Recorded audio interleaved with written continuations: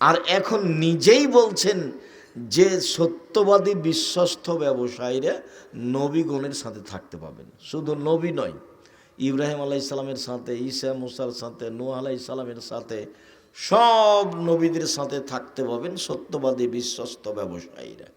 তো ব্যবসা চকলেটের হোক সেটাও ব্যবসা, ব্যবসা বাদামের হোক সেটাও ব্যবসা, ব্যবসা কাপড়ের হোক সেটাও ব্যবসা, ব্যবসা বিশাল কিছু হোক সেটাও ব্যবসা। যার কারণে আমি আপনাদেরকে ব্যবসা করে উপার্জন করতে বলেছি। আর শ্বশুরের কাছে টাকা নেওয়াকে ঘৃণা করেছি।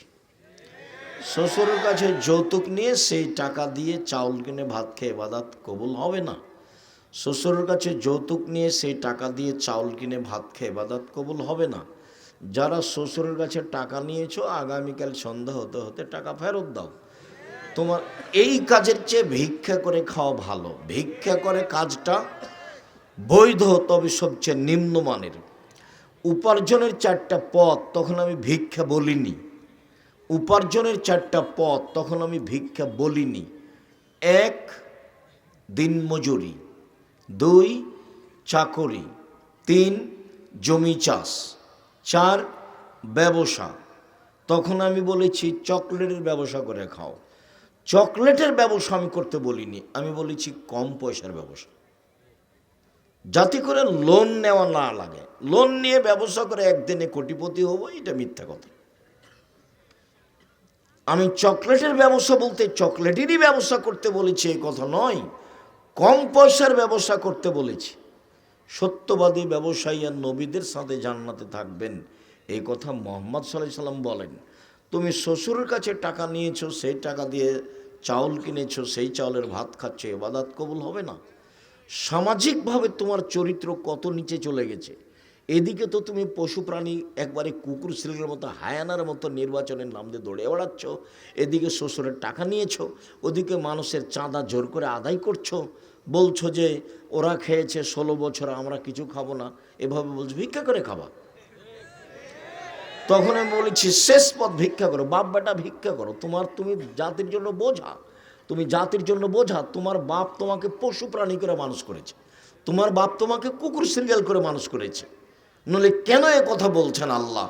বুঝেও বুঝে না ওরা, অন্তর আছে বুঝে না, দেখেও দেখে না ওরা, চক্ষু আছে দেখে না, শোনেও শোনে না ওরা, কান আছে শোনে না। উলাইকা কালা নাম, তারা পশু প্রাণীর মতো, তারা গরু ছাগলের মতো, তারা কুকুর শ্রেণীর মতো, বালু মজাল বরং তার চেয়ে খারাপ। আল্লাহ বলছেন কুকুর শ্রেণীর মতো। অবাক কথা। পয়সা এইভাবে ইনকাম করতে হবে কে বলেছে? মানুষের কাছ থেকে জোর করে টাকা আদায় করতে হবে, চাঁদাবাজি করতে হবে, এটা কে বলল? জুলুম করো না, রাহাজানি করো না, অন্যায় করো না, অবিচার করো না, মানুষকে অপমান করো না, ক্ষমতা দেখায় না, দলীয় দাপট দেখায় না। তোমার নেতার বয়স 45 মিনিট। যে যত বড় স্বৈরাচার জালেম, তার সময় তার চেয়ে কম। ফেরাউনের মাত্র 2-3 মিনিট সময়, এই যে ডুবলো, এই যে মরলো নাই। আদ সামুদ হাফ মিনিট 30 সেকেন্ড, আসলো ঝড় বিদ্যুৎ, তারপর নাই। আদ সামুদ সবচেয়ে শক্তিশালী জাতি, যারা জালেম। আল্লাহ বলছেন লাম ইউখলাক মিসলুহা ফিল বিলাদ, পৃথিবীর কোন মাটিতে আমি এত বড় জালেম, স্বৈরাচারী, স্বেচ্ছাচারী, বদ, ক্ষমতাধর, শক্তিশালী মানুষ সৃষ্টি করিনি। ওরা হলো আদ সামুদ। ওদের ধ্বংসের সময় ছিল হাফ মিনিট, 1 মিনিট। আর ফেরাউনের 2-3 মিনিট। এই যে ডুবলো, এই যে গেল, এই নেই। আর জুলুম করো না, তার সাক্ষী তুমি। মানুষকে মারো না, মানুষকে জেল হাজত দিও না, মানুষকে অপমান করো না, মানুষের জমি দখল করো না, মানুষের কাছ থেকে জোর করে টাকা আদায় করিও না, চাঁদাবাজি করো না, ভিক্ষা করে খাও, শ্বশুরের কাছে টাকা নিও, যৌতুক নিও না। এগুলো সব পথ হারাম। তোমার চরিত্র হায়ানার মতো, তোমার চরিত্র কুকুর শ্রেণীর মতো, তোমার চরিত্র সবচেয়ে নিম্ন শ্রেণীর, ইতর শ্রেণীর মানুষের মতো। তোমার বাপ তোমাকে কি করে মানুষ করলো? তুমি কেন পশু? তুমি কেন জাতির জন্য ভারী? তুমি কেন শ্বশুরের কাছে টাকা চাও? তুমি কেন মানুষের কাছে টাকা চাও, চাঁদাবাজি করো? কেন করো? আমি তোমাকে ভিক্ষা করে খেতে বলিনি, আমি বলেছি মানুষের বাড়িতে কাজ করে খাও।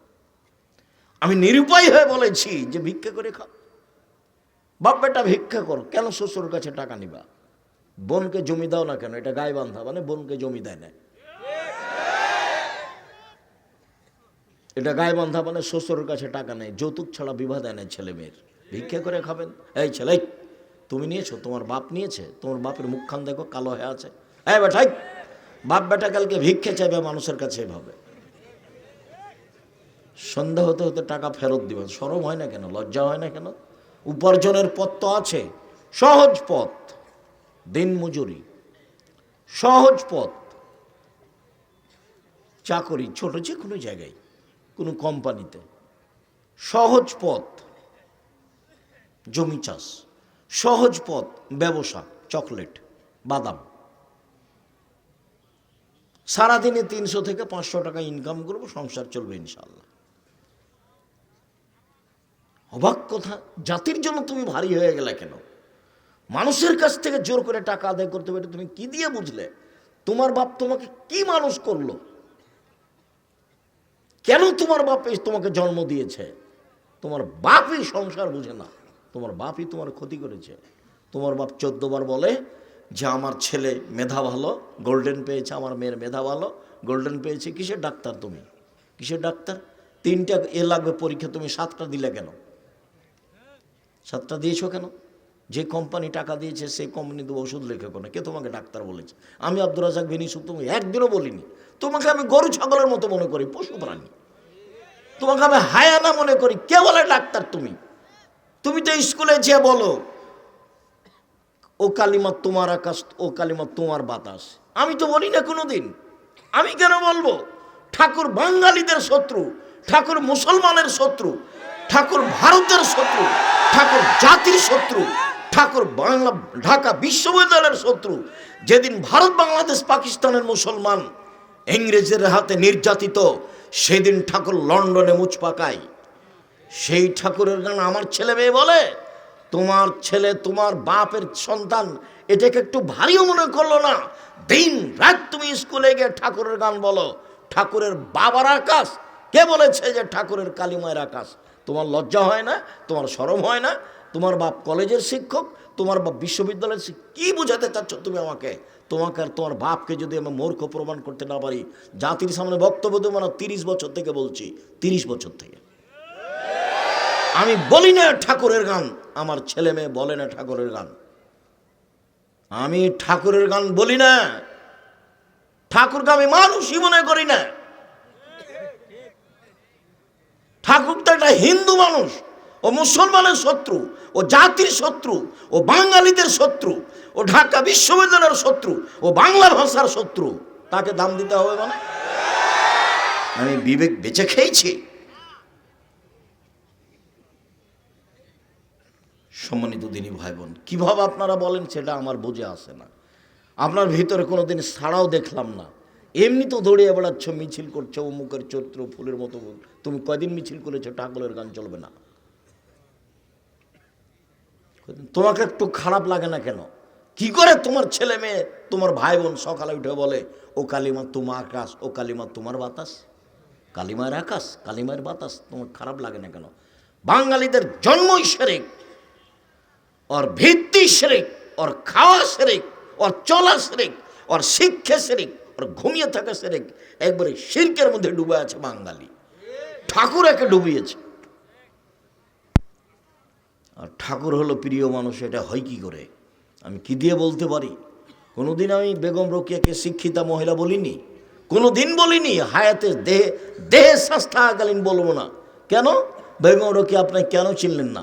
ওই যে আপনাদের গাইবান্ধার ট্রেন স্টেশনের কথা, ঘটনা হয়তো বা আপনার পাটনায় হতে পারে। বেগম রোকেয়ার একটা কথা শোনাই, কেন আমি বলবো তাকে শিক্ষিতা মেয়ে? তোমাদের গাইবান্ধার ট্রেন স্টেশনে গাইবান্ধার মেয়েরা পর্দা করে হজ সফরে যাবে। তো 5-6 জন মহিলা একসাথে বের হয়েছে, ওর বাপ আছে বা চাচা আছে, ওরা একসাথে যাবে। তো গাইবান্ধাতে প্ল্যাটফর্মে বসে আছে। তো বেশি পর্দা করে সেই জন্য একটা বড় চাদর দিয়ে ওরা 4-5 জন মহিলাকে এভাবে ঢেকে রেখেছে। ওর চাচা বা ওর বাপ দিয়ে বাইরে গেছে। এখন ওই স্টেশন মাস্টার প্ল্যাটফর্ম খুঁজছে, দেখি কোথায় কি আছে। তো এক জায়গাতে দেখছে যে একটা বড় চাদরটা ঢাকা আছে, মনে করছে এটা বস্তা, তখন পাঁদে দেখা এইটা কিসের বস্তা, এটা কিসের বস্তা। পর্দাকে নিন্দা করছে বেগম রোকেয়া, পর্দাকে দেখাচ্ছে ওরা ঢাকা আছে সেজন্য বেগম রোকেয়া কীভাবে দেখাচ্ছে, পাঁদে দেখাচ্ছে এটা কিসের বস্তা, এটা কিসের বস্তা। বেগম রোকেয়া জানে না আমি তাকে শিক্ষিতা মেয়ে বলবো? তোমার বুদ্ধি হারালছে, তোমার বিবেক হারালছে, তুমি পশু প্রাণীর মতো, তুমি ইতর শ্রেণীর মানুষ, তুমি বলো গা যাও, তুমি মিছিল করে বেড়ো গা।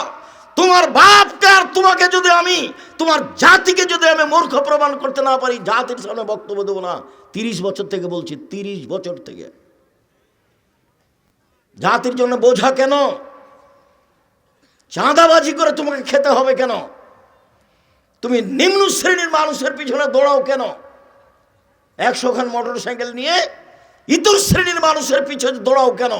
আল্লাহ রসুল বলছে ও লোকা ইবনে লোকা, ও নেতা মানে ও লোকা ইবনে লোকা, ও অধমের সন্তান অধম, ও গাইবান্ধার ভাষায় ও ভেন্ডার বাচ্চা ভেন্ডা। আমি তার নাম নিই না, তুমি যার সাথে দৌড়িয়ে বেড়াও পিছিয়ে পিছিয়ে 1000 খান মোটর সাইকেল নিয়ে, আমি তার নামটা নিই না। গাইবান্ধার ভাষাতে আল্লাহ রসুল বলছেন ও ভেন্ডার বাচ্চা ভেন্ডা। আর ওই চাঁপাইনবাবগঞ্জের ভাষাতে আল্লাহ নবী বলছেন হলো ছোট লোকের বাচ্চা, ছোট লোক। ওর পিছনে আমি ঘুরবো মানে? আমি মানুষের বাড়িতে কাজ করে খাই, সারাদিন কাজ করে বিকালে 500 টাকা পাই, বাস 5 ওয়াক্ত সালাত আদায় ঘুমিয়ে যায়, এই তো আমার কাজ। ওর পিছনে আমি ঘুরবো কেন?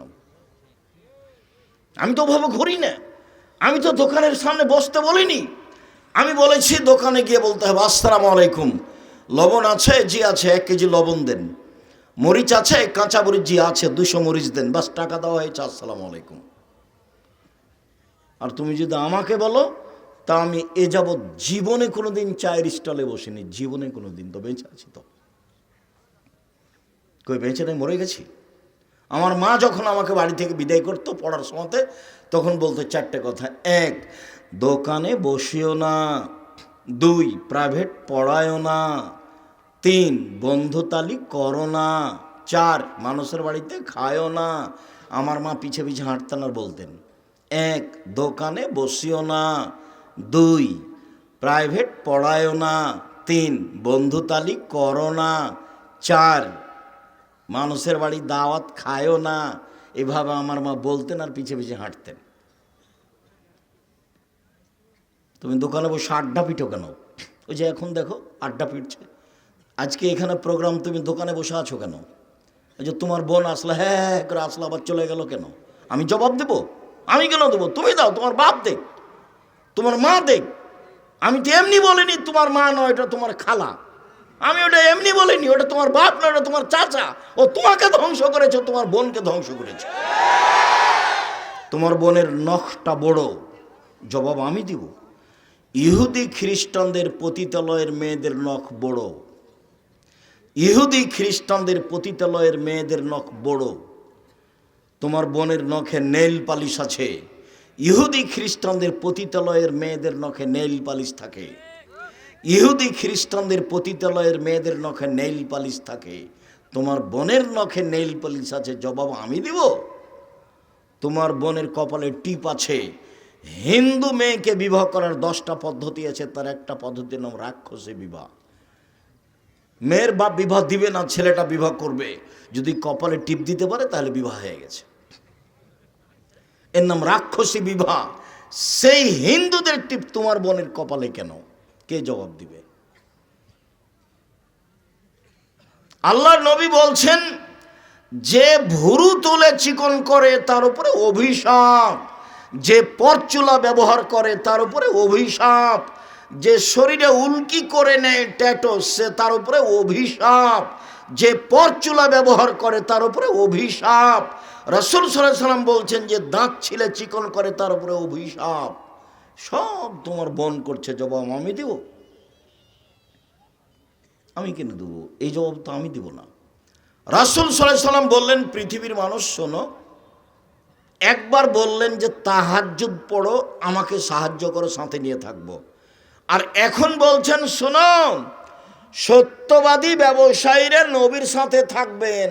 আবার বলছেন শোনো, কেউ যদি 2জন মেয়ের লালন পালন করে, সেই পিতার আমি জান্নাতে একসাথে এভাবে থাকবো। দুইজন মেয়ের লালন পালন। তখন কি লালন পালন? তখন বলছেন, এক, আল্লাহ মাহন্না, মেয়েকে বিদ্যা শিখিয়ে দিল। দুই, আদ্যা বাহন্না, শিষ্টাচার শিখিয়ে দিল। হ্যাঁ করে আসলে চলে গেল, এটা শিষ্টাচার? ওই যে গল্প করছে এখন, এটা শিষ্টাচার? ওই যে দোকানে বসে জিনিস কিনছে দাঁড়িয়ে, এখন এটা শিষ্টাচার? বলো, এটা ও বাপ, ওর বাপ বাপ নয়। এই জন্য বলছে, এই মেয়ে শোনো, এই মেয়ে, তোমার বাপকে চাচা বলিও। তোমার বাপকে আমি পশু প্রাণী মনে করি। এই, তোমার বাপকে আমি পশু প্রাণী মনে করি। কষ্ট নিও না, আমি তোমাকে কষ্ট দিতে আসিনি।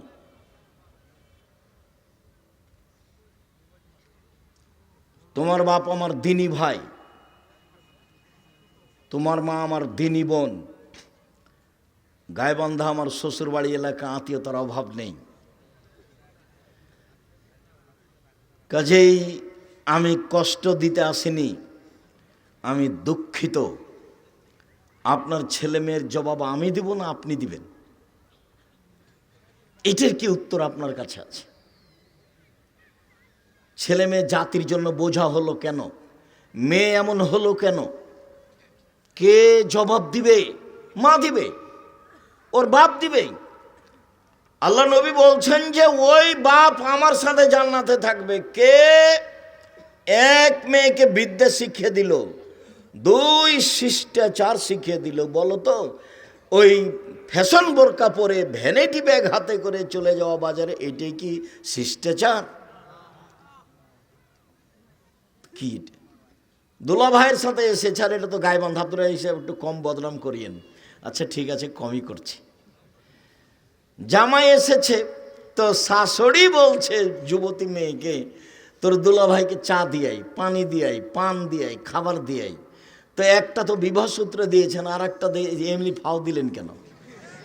এটা তো কোলে করে নিয়ে বসে আছে। আপনি শ্বশুর, এটা চোখে পড়ে না? আপনি শাশুড়ি, এটা চোখে পড়ে না? কেন পড়ে না এটা চোখে?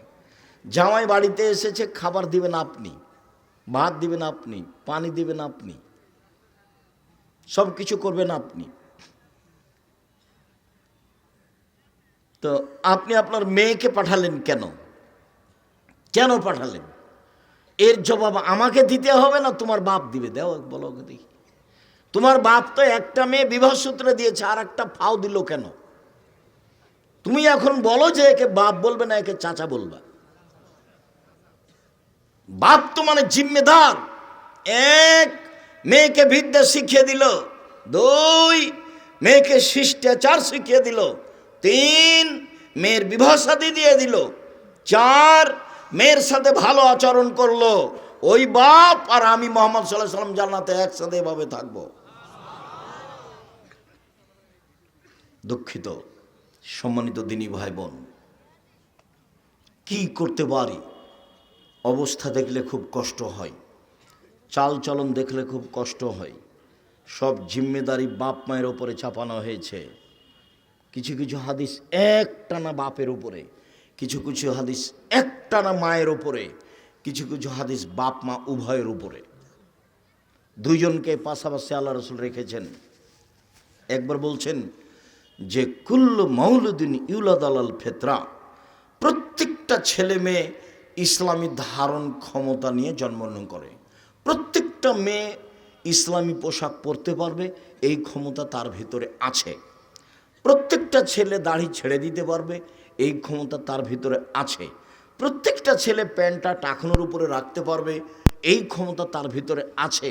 কিন্তু টাকনোর নিচে রাখলো কেন? দাড়ি চাঁচলো কেন? নগ্ন ল্যাংটা পোশাক মেয়েটা পরলো কেন? তখন আল্লাহ রসুল বলছেন যে ওর আমি কি করতে পারি? একবারে হুবাহু আল্লাহ রসুল বলছেন, ফাবুহ ইউহা বেদানিহি, তার বাপ মা তাকে ইহুদি করেছে। অয়ুনসরানিহি, তার বাপ মা তাকে খ্রিস্টান করেছে। ইমাজ্জেসানিহি, তার বাপ মা তাকে আগুন পূজক করেছে। বাপ মা যেভাবে ছেলে মেয়েকে গড়ে তুলেছে, ছেলে মেয়ে সেভাবে গড়ে উঠেছে। এই হাদিসের সারমর্ম কথা বলা আছে চাঁপাইনবাবগঞ্জের ভাষায়, সঙ্গদোষে লোহা ভাসে। লোহা তো পানিতে ছেড়ে দিলে ভাসবে, কাঠের সাথে লাগালে ভাসবে। কাঠের সাথে লাগিয়ে দেন লোহা, এবার লোহা কি হবে? ভাসবে। সঙ্গদোষে লোহা ভাসে, এ হাদিসের তরজমা আল্লাহ রসুল বলেছেন, মানে বাপ মাকে একসাথে বললেন যে তুমি তো তোমার ছেলে মেয়েকে ইহুদি করেছো, খ্রিস্টান করেছো, আগুন পূজক করেছো, ছেলে মেয়েকে যেইভাবে তোমরা দুইজন গড়ে তুলেছ সেভাবে গড়ে উঠেছে। ওই যে ছেলেটাকে গুলি মারা হয়েছে, ওর মায়ের ঘটনা শোনো, কোন সময়তে, মানে আজানের পরে গেলে পিটাবে ওর মা। দেখো ওদের বিবরণে, এশার সলাতের পরে যদি বাড়িতে ঢোকে তাহলে ওর মা কী করবে? পিটাবে। ওইটা মার, তোমার মা নয় এটা। ওই যে তোমার বোন হ্যাঁ হ্যাঁ করে চলে গেল হাসতে হাসতে, ওর মা নাই? ও কি হিন্দু মেয়ে নাকি? ও কি খ্রিস্টান মেয়ে? তো এভাবে গেল কেন? ওর মা নাই, ও এমনি এসেছে দুনিয়াতে। তো কি মা? ও কি মা? মা কাকে বলে? রাসূল সাল্লাল্লাহু আলাইহি সাল্লাম এক টানা মহিলাকে বলেছেন, মাকে বলেছেন এক টানা। যেমন আগের হাদিসটা বললেন, এক টানা বাপকে। এক, বিদ্যা শিখিয়ে দিল বাপ। দুই, শিষ্টাচার শিখিয়ে দিল বাপ। তিন, মেয়ের সাথে ভালো আচরণ করলো। চার, বিবাহ দিয়ে দিল। তাহলে সেই মেয়ের পিতার আমি জান্নাতে একসাথে থাকবো। সবটুকুই বাপের জন্য। এবার দেখেন, সবটুকু মায়ের জন্য। যেটা বলতে যাচ্ছি সেটা খুব ভালোভাবে জানা আছে। জাবের রাদিয়াল্লাহু তাআলা আনহু বলেন, সফর থেকে আসছিলাম, আমরা মদিনায় ঢুকবো। তখন আল্লাহ রসুল বলে, এই থামো থামো, সবাই এখানে থাকো, আমরা সকালে মদিনায় ঢুকবো। তখন জাবের রাদিয়াল্লাহু তাআলা আনহু বললেন, আল্লাহর নবী, আমি নতুন বিবাহ করেছি, আমাকে বাড়ি যেতে অনুমতি দেন। তখন আল্লাহ রসুল বলছেন সাল্লাল্লাহু আলাইহি সাল্লাম, ও তুমি নতুন বিবাহ করেছো? তো কুমারী মেয়ে বিবাহ করেছো না তালাক প্রাপ্তা মেয়ে বিবাহ করেছো? তো জাবের রাদিয়াল্লাহু তাআলা বললেন যে তালাক প্রাপ্তা মেয়ে বিবাহ করেছি, বেশি বয়সের মেয়ে বিবাহ করেছি। কেন? কম বয়সের মেয়ে কেন বিবাহ করলে না?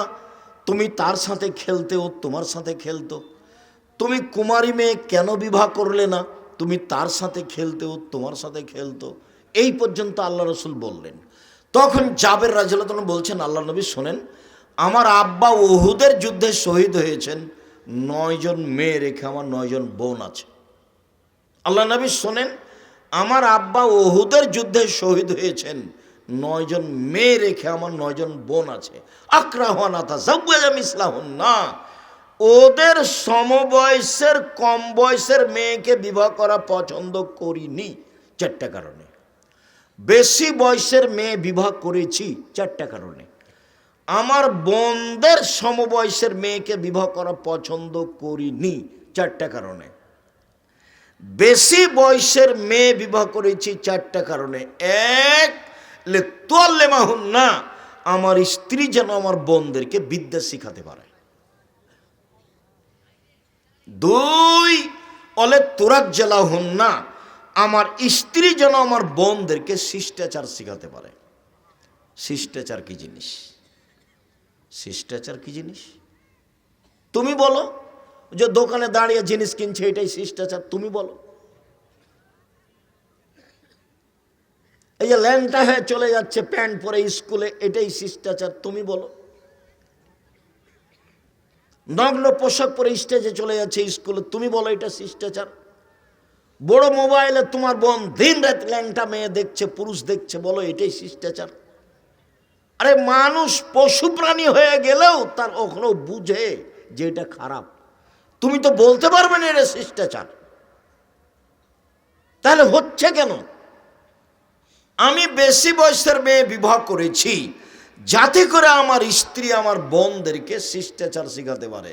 তিন, লিতুরাজ্জিলাহুন্না, যাতে করে আমার স্ত্রী আমার বোনদের মাথার চুল চিরুনি করে সাজগোজ করে পরিপাটি করে রাখতে পারে। তোমার বোন চুল এলোমেলো করে চলে গেল, জবাব আমি দিব না তোমার মা দিবে? ঢং ঢং করে কামিচ্ছে, চিকন চর খাটো বোরকা পরে চলে গেল, ফ্যাশন বোরকা পরে চলে গেল, ব্যাগ ভ্যানিটি ব্যাগ হাতে করে চলে গেল। ব্যাগ নিয়ে যাচ্ছে কেন তোমার বোন? কেন যাবে? যাবে কেন? তোমার বাপ মরেছে, তোমার মা মরেছে, যাবে কেন? দেখো না তুমি? সম্মানিত দিনী ভাই বোন, আমার স্ত্রী যেন আমার বোনদেরকে পরিপাটি সাজগোজ করে রাখতে পারে। চার, তাকুমা আলাইহিন্না, আমার স্ত্রী যেন আমার বোনদেরকে পাহারা দিতে পারে। তো তোমার মা তো পাহারাদার। তাহলে বলো, এখন হাসছে ওভাবে বসে আছে তোমার বোনটা, তা এটা কি তোমার মা কি পাহারাদার? হাদিস তো বুখারী মুসলিম। কি জবাব আছে এর? জবাব কে দিবে? বক্তৃতার জগৎ একটা প্রায় মিথ্যা জগৎ। শতকরা 95 জন বক্তা মিথ্যুক, শতকরা 98 জন মুফাসসির মিথ্যুক। ধর্মের নামে মিথ্যা কথা বলছে, ধর্ম কি জিনিস তার জানাই নাই। যার থুঁথির জোর সেই বক্তা। জনগণ তো বুঝতে চায় না কোনটা সত্য কোনটা মিথ্যে। জনগণ তো হিসাব করতে পারে না ভালো মন্দ। আমি কি দিয়ে বুঝাতে পারি শিষ্টাচার কি জিনিস, পাহারা কি জিনিস? একটানা মহিলার উপরে চাপিয়ে দিলেন। এক, মাই বাচ্চাকে বিদ্যা শিখাবে। দুই, মাই বাচ্চাকে শিষ্টাচার শিখাবে। তিন, মাই বাচ্চাকে পরিপাটি করে রাখবে। চার, মা বাচ্চাকে পাহারা দিবে। তোমার বোনের হাতে একবার ছোট থেকে পুতুল আছে, বলো তো এটা কোন শিষ্টাচার? তোমাদের বাড়িতে কাঁকড়া আছে শোকেজে, বলো তো এটা কোন শিষ্টাচার? তোমার মা একটা আয়না কিনেছে, সেটা হলো কাতল মাছ, বলো তো এটা কোন শিষ্টাচার? তোমার বাপ একটা পট পায়খানা করা, ছোট তোমার বোনের পায়খানা করা একটা পট কিনেছে, যেটা ঘোড়া, বলো তো সেটা কোন শিষ্টাচার? আর তুমি নিজে দড়িয়ে বেড়াচ্ছ নির্বাচনের নামে, একটা সিগারেট খাবা সেই জন্য, একটা বিড়ি খাবা সেই জন্য, তো বলো এটা কোন শিষ্টাচার? কেন যাচ্ছ? তোমাকে আমি বারবার বলছি এভাবে তোবা করবে, এভাবে বাস দিন মজুরি করে খাই, কাউকে দেখি না, 5 ওয়াক্ত সালাত আদায় করি, এক